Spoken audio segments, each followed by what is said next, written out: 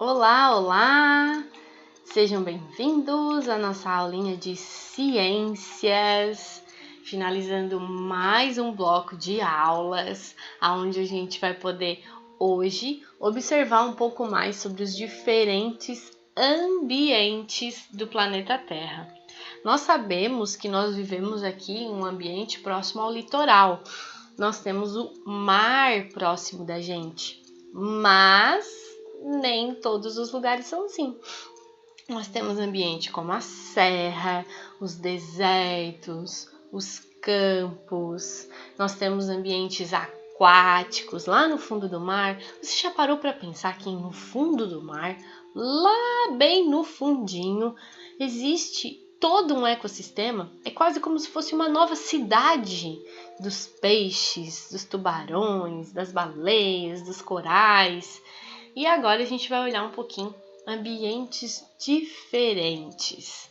Então, na página 22 de vocês, a segunda... Gente, ciências, a gente está indo muito rápido. Na página 22 de vocês de ciências, a gente tem vivendo em diferentes ambientes. Em nosso planeta, existem muitos ambientes e cada um deles apresenta temperatura, quantidade de água, tipo de solo e outras características diferentes.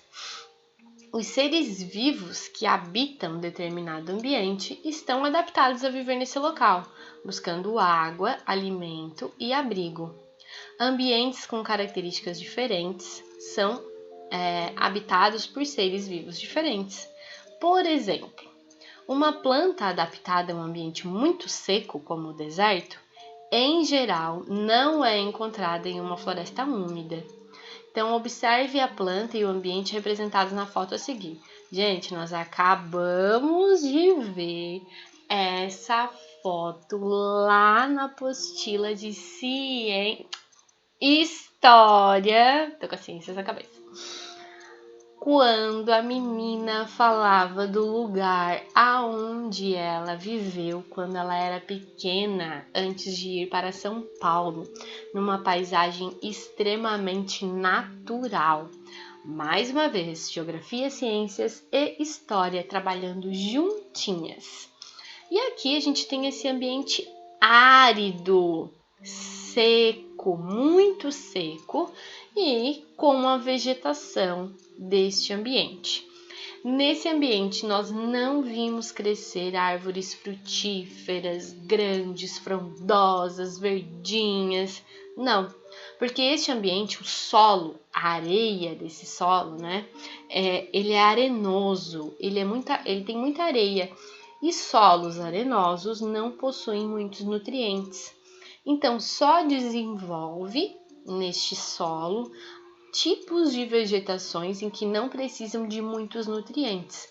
As árvores frutíferas precisam de muitos nutrientes, por isso elas não se desenvolvem bem aqui, certo? Então aqui nós temos o cacto xique-xique na Caatinga. O nome desse cacto é xique-xique. Você já viu alguma planta semelhante a essa? Você já viu isso em algum lugar? Descreva como é essa planta. Então, você vai escrever aqui como ela é. Como é que você está observando ela? Se você já viu, como é que é a textura dela? Dá para botar a mão? Não dá? É perigosa? Não é? E como é o ambiente em que ela vive? Como é que é esse ambiente? Tudo isso aqui que está em volta dela, como é que é? Vamos conhecer outras adaptações dos seres vivos em seus ambientes? Então, aqui nós temos outros seres vivos em ambientes diferentes do nosso. Então, no primeiro, nós temos o urso polar. O urso polar, ele mede até 2,5 metros de comprimento. Ele é maior do que a porta da sua casa. Olha só. E ele tem uma camada de gordura bem grossa embaixo da pele. E o corpo coberto de pelos longos e densos, quer dizer, pesados, que protegem das baixas temperaturas. Então, ele tem o pelo bem grosso, bem denso. Depois ele tem uma grossa camada de gordura para depois chegar no músculo. Diferente da gente, que mesmo as pessoas mais gordinhas, elas não têm tanta gordura assim e elas ainda sentem frio se irem para um lugar como esse. Agora o urso polar não, ele não sente frio, porque ele é adaptado, o corpo dele é adaptado a esses lugares. E aqui nós temos o peixinho, que diferente do urso polar, que tem 2,5 metros, o peixinho tem 25 centímetros, né? Ele é menor do que uma régua. O movimento das nadadeiras possibilita a locomoção dos peixes na água. Então, eles têm nadadeiras, né, que servem para nadar. E aí, ele é adaptável a esse ambiente, porque ele consegue nadar, respira, retira o oxigênio da água, super tranquilo para ele estar na água e muito difícil para ele estar fora da água. E aqui nós temos o cacto, né, que é a planta encontrada em ambientes quentes e secos. Ela armazena água dentro do caule. Então, no interior dela, lá dentro do caule, tem água. Não é uma água apropriada para nosso consumo, tá? Mas para ela, por passar por muito tempo na seca, né? Ela precisa retirar água de algum lugar. E ela é tão espertinha que ela guarda a água dentro dela. Para quando ela precisar, ela tem. Não é aquela velha história? Quem guarda tem, né? E ela pode ter até 1,5 metro de altura, maior do que você.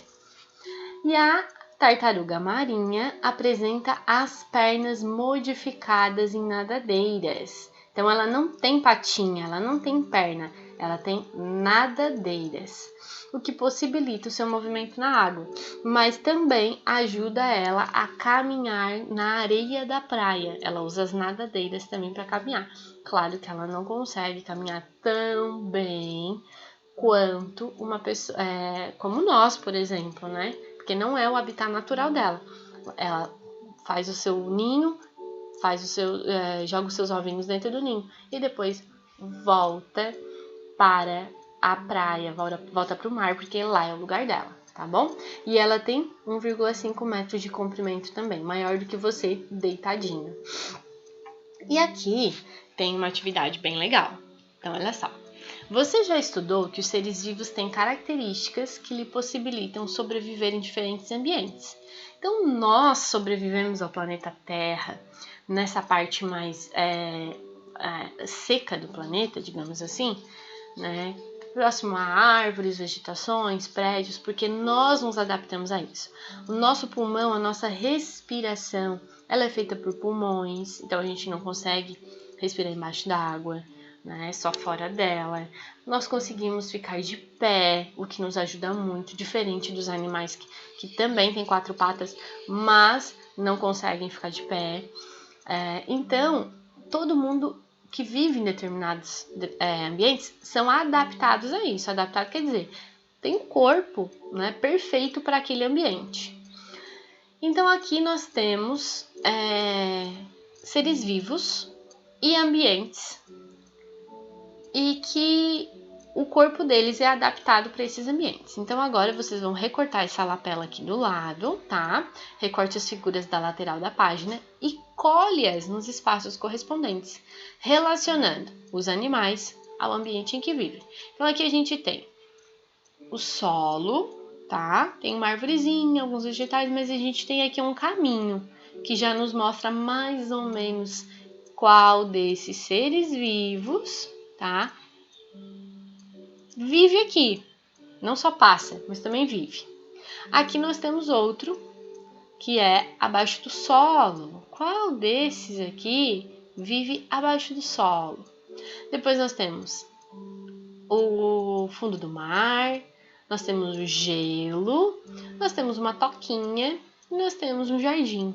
E aí vocês vão colar aqui as figuras desses seres vivos que vivem nesses locais. Uma coisa muito importante, comecem sempre por aquilo que vocês já têm certeza absoluta. E a última, que é uma investigação científica, essa parte aqui de cima a gente não vai fazer porque teria que ser na escola. Agora, a letra B, você vai fazer a partir da letra B, tá? Imagine que um pedaço de papel verde, para vocês entenderem, seria assim: nós iríamos fazer uma atividade onde a professora ia colocar papéis verdes e papéis amarelos na grama, dividir vocês em grupos e vocês iriam buscar esses papéis, tá? Imagine que um pedaço de papel verde é um gafanhoto.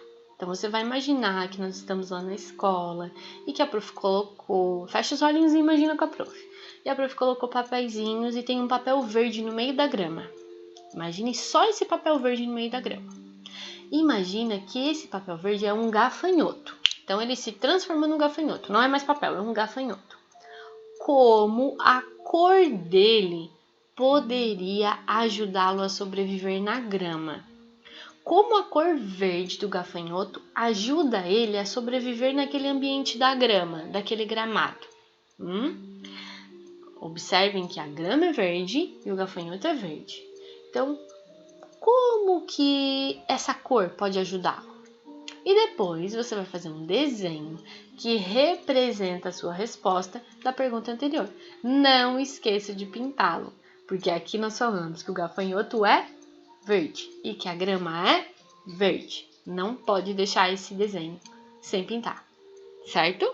Depois que vocês fizerem isso, todas essas atividades, vocês vão fotografar e mandar aqui pela plataforma para a prof, porque a prof vai fazer as correções aqui dentro do sistema, tá bom?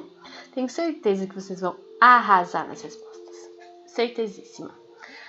Então tá, meus amores, por hoje é só. Finalizamos agora a nossa aula de ciências. Agradeço vocês estarem aqui comigo, né? Mesmo distante, estamos juntos. Um grande beijo e até a próxima aula.